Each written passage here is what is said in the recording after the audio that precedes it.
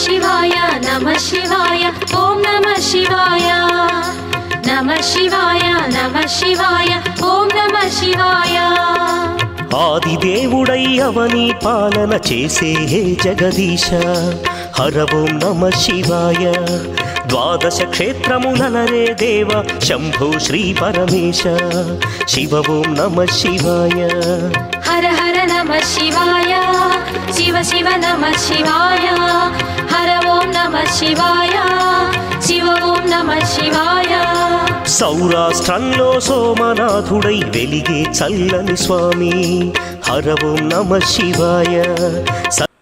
வணக்கம் நண்பர்களே, சிற்றுலா YouTube channel சார்பாக உங்களை அன்புடன் அழைக்கிறோம்.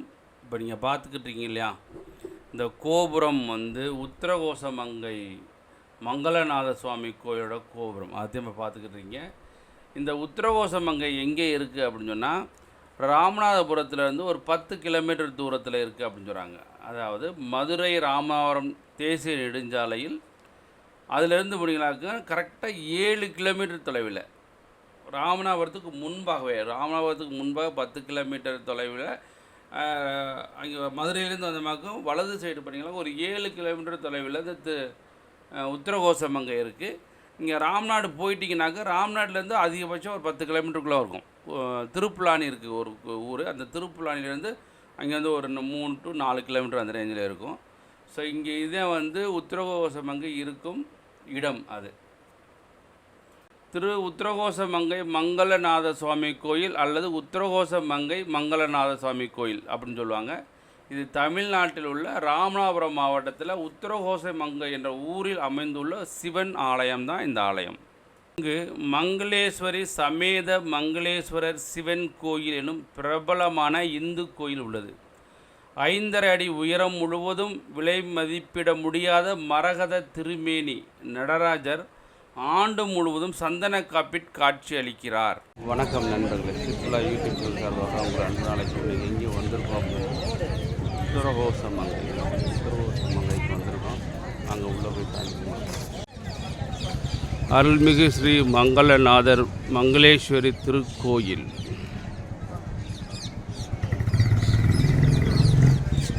இதே உத்தரகோசமங்கை கோபுரம் தான்.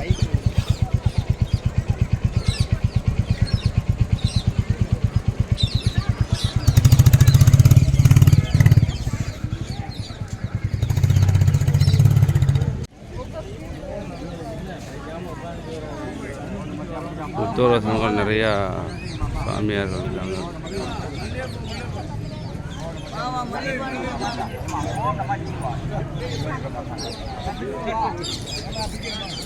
இங்கிட்ட சுப்பிரமணியர் கோயில் இருக்குது. இங்கே நர்த்தன விநாயகர் கோயில்.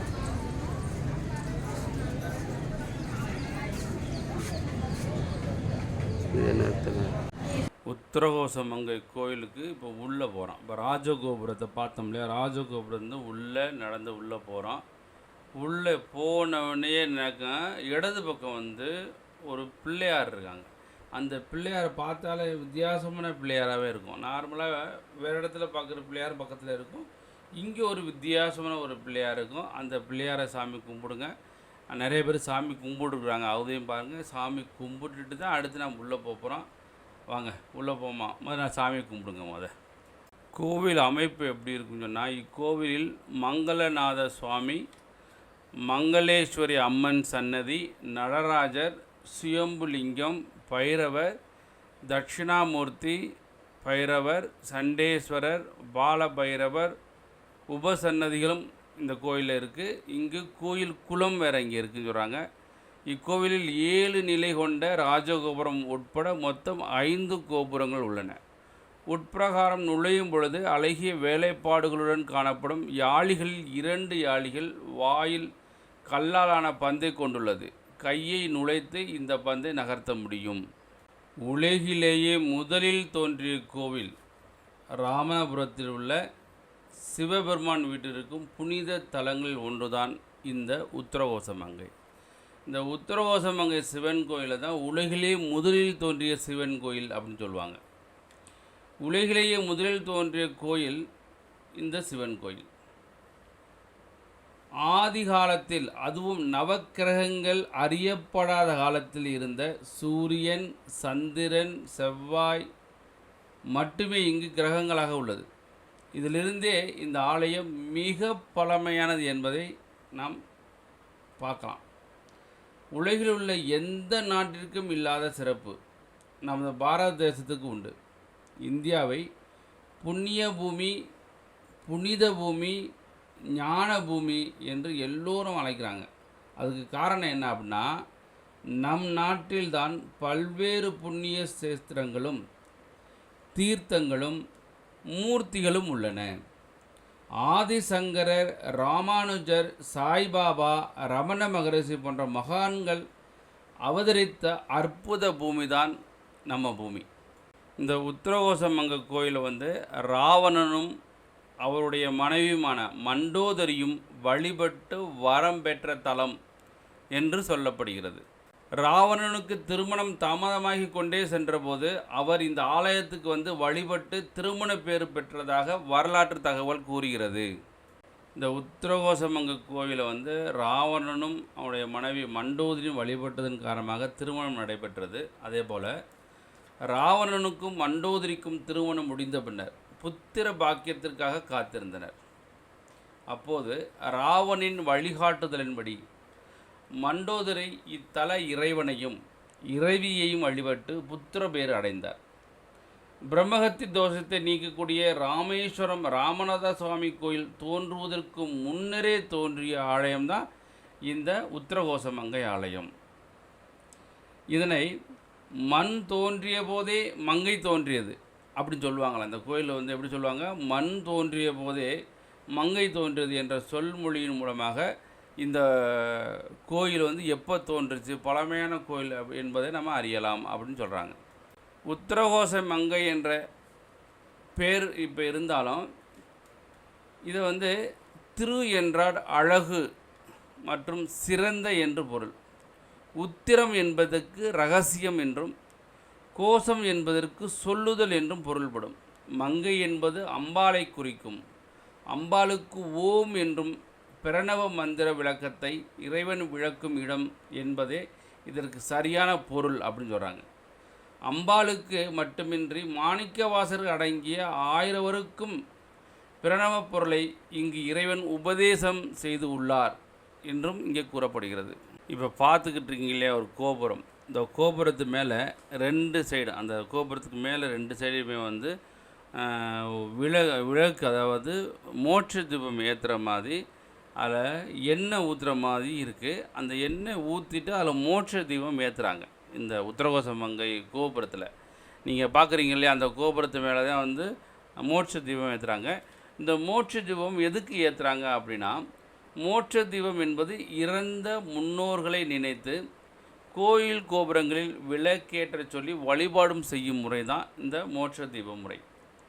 இதனால் என்ன கிடைக்கும் அப்படின்னா, இறந்தவர்களின் ஆசியை பெறலாம் அப்படின்னு சொல்கிறாங்க. முன்னோர்களின் மோட்சத்திற்கும் வழிவகுக்கப்படுகிறது. முன்னோர்கள் இறந்தாங்கனாக்க அவங்க மோட்சம் போயிடுவாங்க அப்படின்னு சொல்கிற என்று நம்பப்படுகிறது இந்த மோட்ச தீபம் ஏற்றுறதுனால. அந்த கோபுரத்து மேலே பாருங்களேன், ஒருவர் மோட்ச தீபம் ஏற்றுறதுக்கு எண்ணெயெலாம் ஊற்றுறாரு. எண்ணெய் ஊற்றிட்டு அங்கே மோட்ச தீபம் ஏற்ற போகிறாரு. இங்கே நம்ம கோயில் நிர்வாகத்தில் சொன்னமாக்கும், அந்த கோயில் நிர்வாகத்துக்கு சில ரூபா கட்டணும். அந்த ரூபா கட்டினவுடனே என்ன செய்வாங்கன்னாங்க, அந்த கோயிலோட ஊழியர்கள் மேலே போய் மோட்ச தீபம் ஏற்றுறாங்க. அந்த மோட்ச தீபம் ஏற்றுறது இப்போ இங்கேருந்து நிறைய பேர் பார்த்துக்கிட்டு இருக்காங்க அவங்களே. ஏன்னா இறந்தவர்கள் முன்னோர்கள் இறந்தால் நம்ம மோட்ச தீபம் ஏற்றணும்னு சொன்னோம் இல்லையா, அந்த மோட்ச தீபம் ஏற்றிட்டு இங்கேருந்து அந்த முன்னோர்களுக்காக மோட்ச தீபம் ஏற்ற சொன்னாங்களே, அவங்க இங்கே இப்போ அந்த மோட்ச தீபம் பார்த்துட்டு சாமி கும்பிட்டுருக்காங்க. அவங்களதான் நீங்கள் பார்த்துக்கிறீங்க.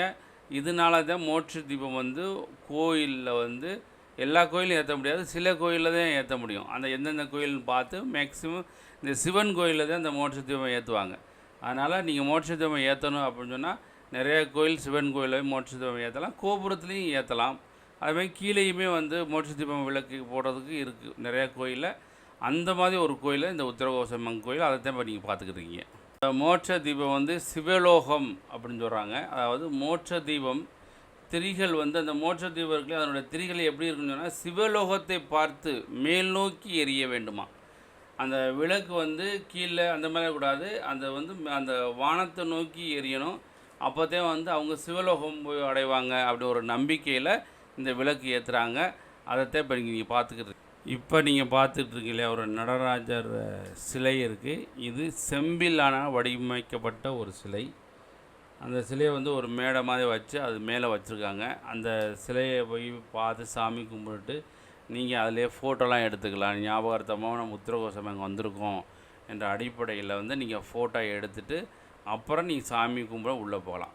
வாங்க நாமளும் அதை பார்த்துட்டு சாமி கும்பிட்டுட்டு இப்போ உள்ளே போகிறோம், கோயிலுக்குள்ளே வாங்க போகலாம். இந்த உத்திரகோசமங்க ஆலயத்தில் இறைவன் மங்களநாதர் என்றும் இறைவி மங்கள நாயகி என்றும் அழைக்கப்படலாம். இங்கே வந்து இறைவனுக்கும் இறைவிக்கும் தனித்தனி சன்னதி உள்ளன, தனித்தனி விமானம், ராஜகோபுரங்கள் உள்ளன. இறைவன் தனக்குத்தானே சூட்டிக்கொண்ட பெயர் மங்களநாதர். நுழைவாயில் இதுதான். இதை வந்து ராஜகோபுரத்துலேருந்து நேராக வந்தவங்க அதே அந்த நுழைவாயில் இங்கூட போடுவாங்க. அருள்மிகு மங்களநாத சுவாமி திருக்கோயில் உத்திரகோசமங்கை. ஸ்படிக லிங்கம் மற்றும் மரகத லிங்கம் அன்னாபிஷேகம். தினசரி மதியம் 12:45 மணிக்கு மரகத லிங்கம் மற்றும் ஸ்படிகலிங்கத்துக்கு அன்னாபிஷேக பூஜை நடைபெறும். சிறப்பு பூஜை கட்டணம் 25 ரூபாய். நடராஜர் சன்னதி முன்பாக உள்ள கவுண்டரில் வாங்கப்படும். முதலில் வரும் 60 நபர்கள் மட்டுமே சிறப்பு பூஜைக்கு அனுமதிக்கப்படுவார்கள் அப்படின்னு போட்டிருக்காங்க. ஸோ அதுதான் வந்து என்ட்ரன்ஸ், மெயின் என்ட்ரன்ஸ் இதுதான். இதுதான் கோயிலுக்கு உள்ளே போகும்போது இதுதான் கோயிலுடைய உட்பிரகாரம் இதுதான்.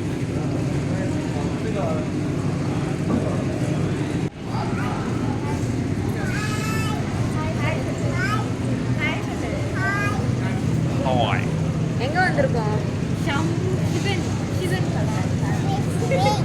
சிவன்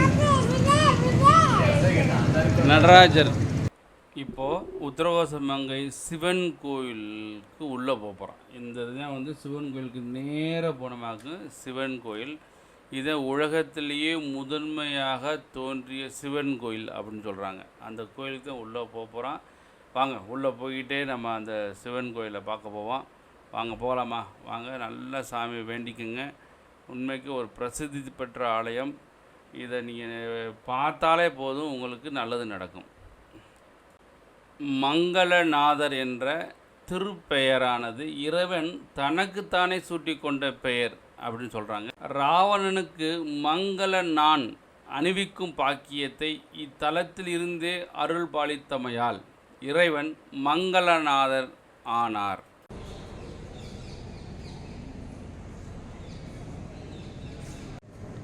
சிவன் கோயிலோட உட்பிரகாரத்துக்கு வந்துட்டோம். அந்த உட்பிரகாரத்தில் போகிறதுக்கு முன்னாடியே வந்து ஒரு சிலை வந்து மன்னர் சிலை இருக்குது.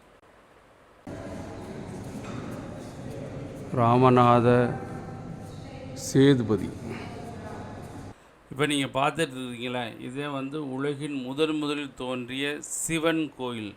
மிக பழமையான சிவன் கோயில். நல்லா சாமி கும்பிடுங்க.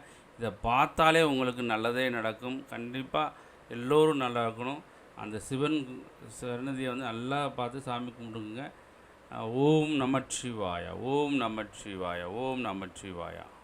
மண்டோதரி புத்திர பேரு வேண்டி இத்தல இறைவனை நோக்கி தவம் இருந்தாள்.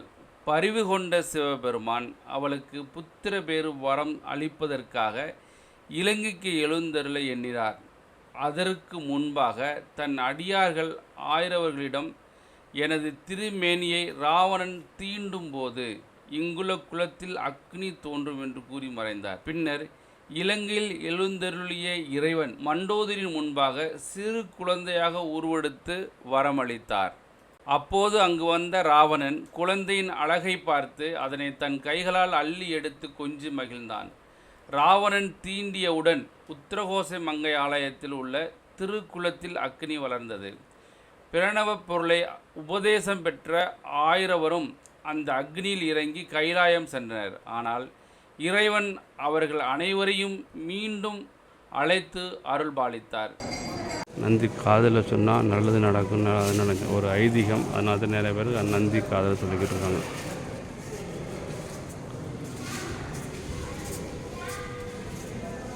இது கொடிமரம், சிவனுடைய கொடிமரம். இதுதான்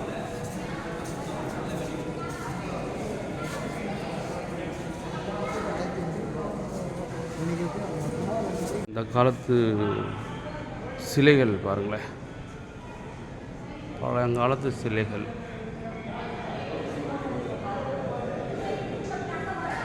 மங்களநாயகி அம்மன் சன்னதிக்கு போகும் வழி. இப்போ சிவனை பார்த்துட்டோம் இல்லையா, சிவனை பார்த்தோன்னே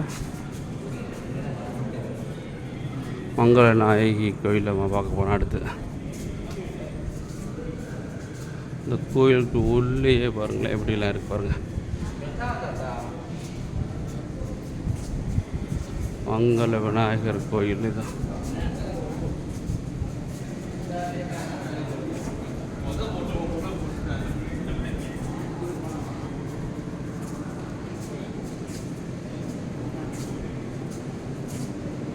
மங்கள விநாயகர் சன்னதி அது.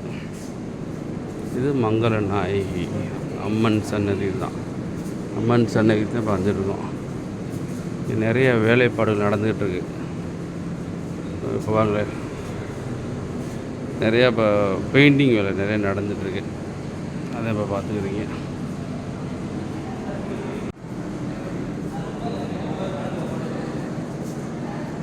அருமையான பெயிண்டிங் வேலைலாம் சூப்பராக நடந்துருக்கு.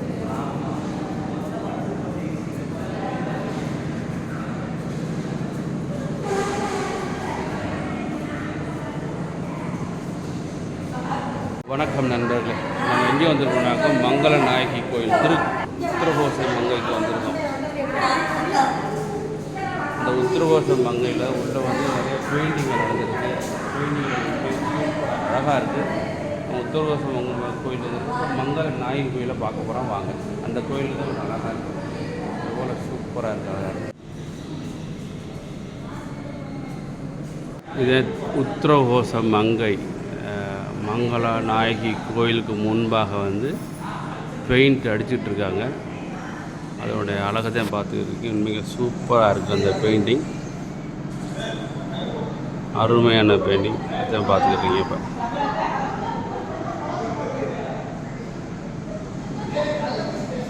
உத்தரகோச மங்கை சிவன் கோயில், அது பக்கத்தில் மங்கள நாயகி அம்மன் சன்னதி. அந்த அம்மன் சன்னதிக்கு முன்னாடி தான் இந்த பெயிண்டிங் பண்ணிருக்காங்க. அழகாக இருந்தது, சூப்பராக இருக்குது பெயிண்டிங். இது மங்கள நாயகி கோயில், உத்திரகோச மங்கையில் உள்ள மங்கள நாயகி கோயில். இதுதான் உள்ளுக்குள்ள லைட் இது இல்லையா, அதே மங்கள நாயகி.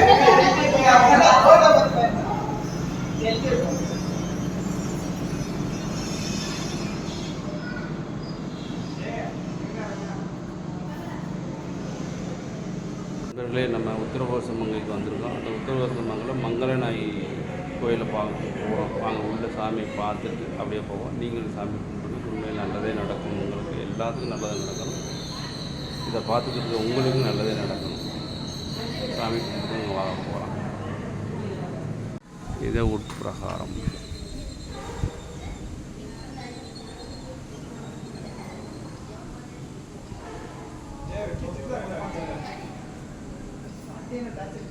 மரகத நடராஜர் சன்னதி செல்லும் வழி அப்படி போட்டிருக்காங்க. இதற்கடுத்து மரகத நடராஜர் பார்க்க போகிறோம். இதே அந்த கோயிலுக்குள்ளே உள்ள அந்த கோயிலோட வெளிப்பிரகாரம்.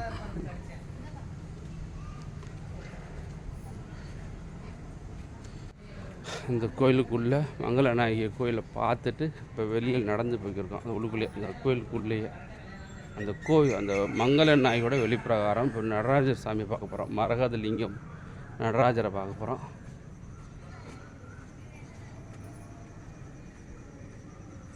இந்த மூலையில் ஒரு பிள்ளையார் இருக்கார்.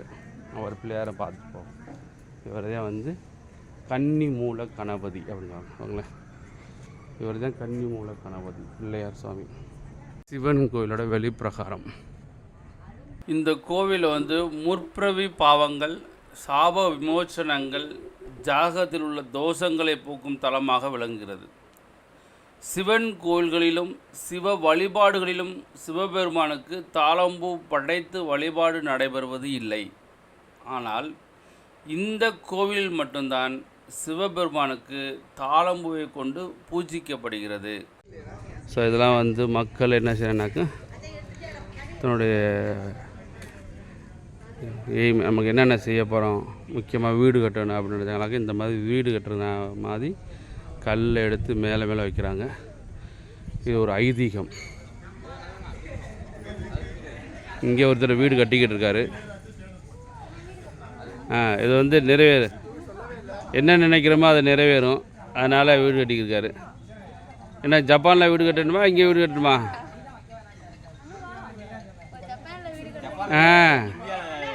ஆமாம்,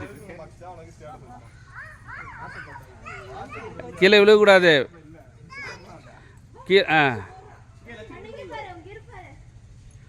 போதும் போதும்.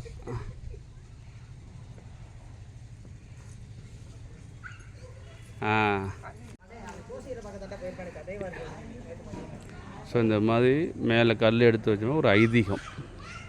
நம்மளும் வீடு கட்டணும், நம்ம நினைக்கிறது நல்லதாக நடக்கணும், நல்லது நினைக்கிறது நடக்கணும் என்ற அடிப்படையில் மக்களுடைய ஐதீகம் தான் இந்த கல் எடுத்து மேலே மேலே வச்சுருக்காங்க. அதைத்தான் போய் பார்த்துக்கிட்டு இருக்கீங்க. இது வந்து உத்தரகோச மங்கையில் கோயிலுக்கு வரும்போது நான் பார்த்தேன். அதையும் பார்க்குறீங்க நீங்களும். இந்த நம்ம இங்கே வந்திருக்கோன்னா மரகத நடராஜர் கோயிலுக்கு வந்திருக்கோம். இதே மரகத நடராஜர் கோயில், உத்தரகோச மங்கை நடராஜர் கோயிலுக்கு வந்திருக்கோம். வாங்க சாமி உள்ள சாமி கும்பிட போமா, வாங்க போகலாம். இங்குள்ள நடராஜர் திருமேனி மரகதத்தால் ஆனது.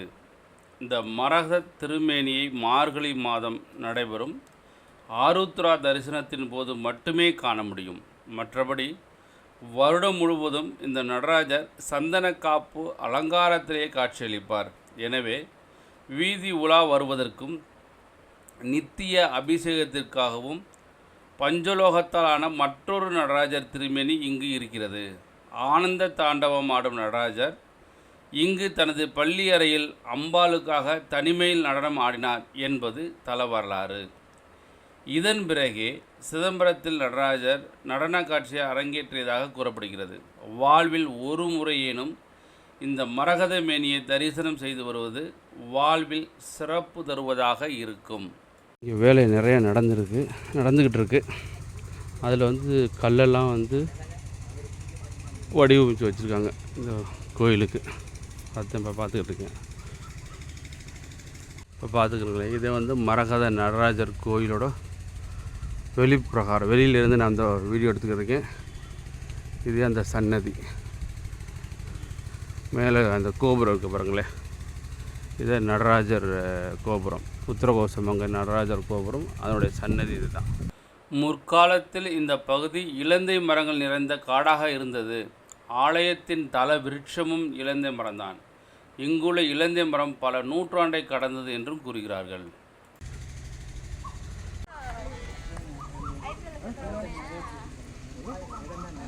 ஸோ இந்த மரம் வந்து 3000 ஆண்டுகளுக்கு முற்பட்ட மரம், ரொம்ப பழமையான மரம் தராங்க. அருள்மிகு சகஸ்ரலிங்கம் 3000 வருஷத்துக்கு முன்னாடி உள்ள மரம், இலந்தை மரம் தான்.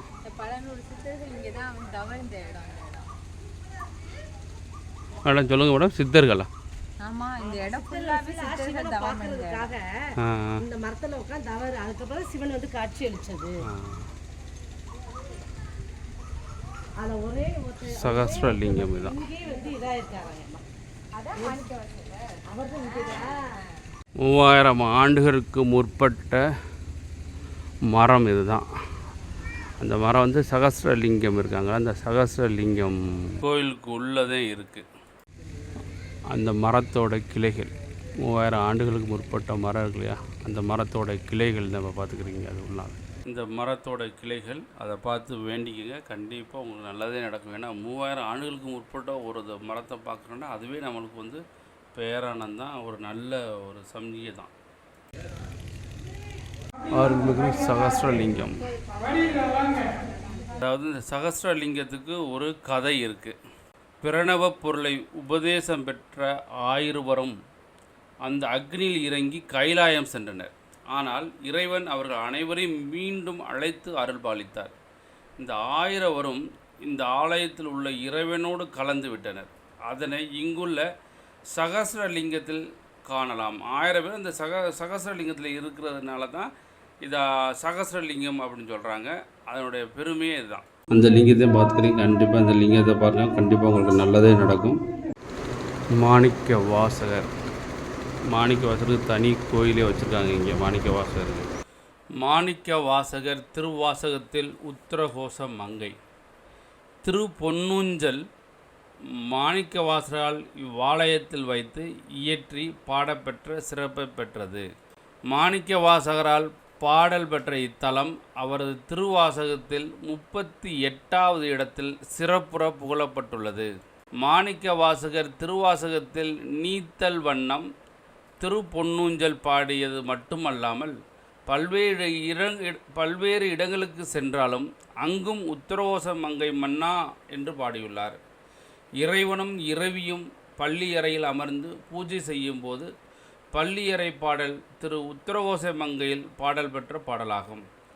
சிவாலயங்கள் அனைத்திலும் பள்ளியறை பூஜை சமயம் தினந்தோறும் பாடப்பட்டு வரும் திரு பொன்னூஞ்சல் மாணிக்க வாசகரால் இந்த ஆலயத்தில் வைத்து தான் இயற்றப்பட்டது. அதன் சிறப்பு அதுதான். மாணிக்க வாசகர் பாடல் பெற்ற இந்த தலம் அவரது திருவாசகத்தில் 38வது இடத்தில் சிறப்புற புகழப்பட்டுள்ளது. பிரகாரம், இந்த கோயிலோட உட்பிரகாரம் இதுதான்.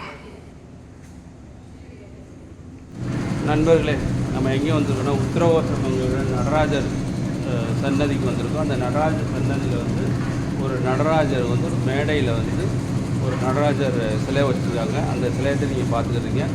கண்டிப்பாக வந்து இந்த சிலையை சாமி கும்பிட்டு நல்லதே நடக்கும், எல்லாத்துக்கும் நல்லது நடக்கும், உங்களுக்கும் நல்லது நடக்கும். அதனால் அந்த நடராஜர் சிலையை வந்து சாமி கும்பிட்டுருங்க. ஸோ அருமையான சிலை, செம்பு சிலை, கீழே உள்ளவங்க செம்பு சிலையில் வச்சுருக்காங்க. அருமையான சிலை. உத்தரகோச மங்கைக்கு இன்றைக்கி வந்திருக்கேன் நான்.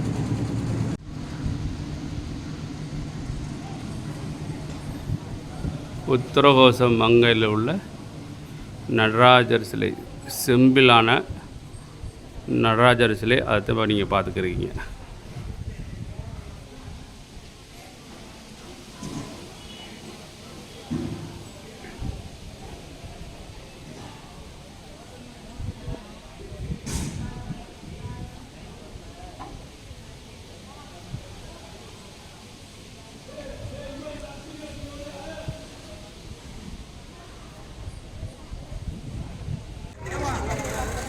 நண்பர்களே, இன்றைக்கி உத்தரகோச மங்கை வந்து நம்ம வந்து மங்கள நாயகர் சிவன், மங்கள நாயகி அம்மன், அப்புறம் மரகத லிங்க நடராஜர், அப்புறம் வந்து சகஸ்ரலிங்கம், மாணிக்க வாசகர், இந்த மாதிரி எல்லாருடைய கோவிலையும் பார்த்து சாமி கும்பிட்டுட்டோம். எல்லாம் திருப்தியாக இருந்தது. சாமி கும்பிட்டு இங்கேருந்து நம்ம உத்தரகோச மங்கையிலேருந்து கிளம்புறோம். வாங்க போகலாம். மறந்துடாமல் நம்ம சேனல் சிற்றுலாவை வந்து சப்ஸ்கிரைப் பண்ணுங்கள், லைக் பண்ணுங்கள், ஷேர் பண்ணுங்கள்.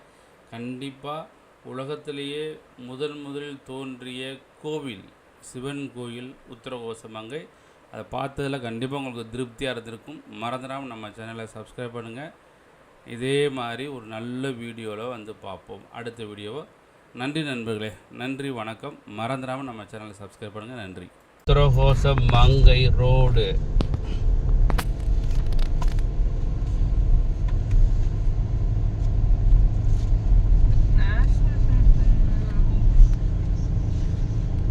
ஓம் த்ரம்பகம் யஜாமஹே சுகந்திம் புஷ்டிவர்தனம் உர்வாருகமிவ பந்தனாம் மிருத்யோர்முக்ஷீயமாம்ருதாம். ஓம் த்ரம்பகம் யஜாமஹே சுகந்திம் புஷ்டிவர்தனம்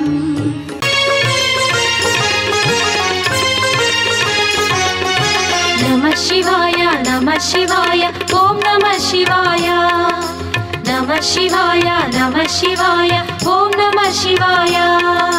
ஹர ஹர சங்கர சம்போ சங்கர சிவ சிவ ஸ்ரீ மகதேவ. ஹர ஓம் நம சிவாய. ஹாலாஹலதர சந்திர கலாதர ஹர ஹர ஸ்ரீ மகதேவ. சிவ ஓம் நம சிவாய. ஹர ஹர நம சிவாய சிவ சிவ நம சிவாய. ஹர ஓம் நம சிவாய சிவ ஓம் நம சிவாய. వామదేవుడై జగమున వెలిగే శంభో శ్రీ మహదేవా హర ఓం నమ శివాయ ఉమాదేవితో లోకములేలే శివ శివ శంకర దేవా శివ ఓం నమ శివాయ హర హర నమ శివాయ శివ శివ నమ శివాయ హర ఓం నమ శివాయ శివ ఓం నమ శివాయ నమ శివాయ ఓం నమ శివాయ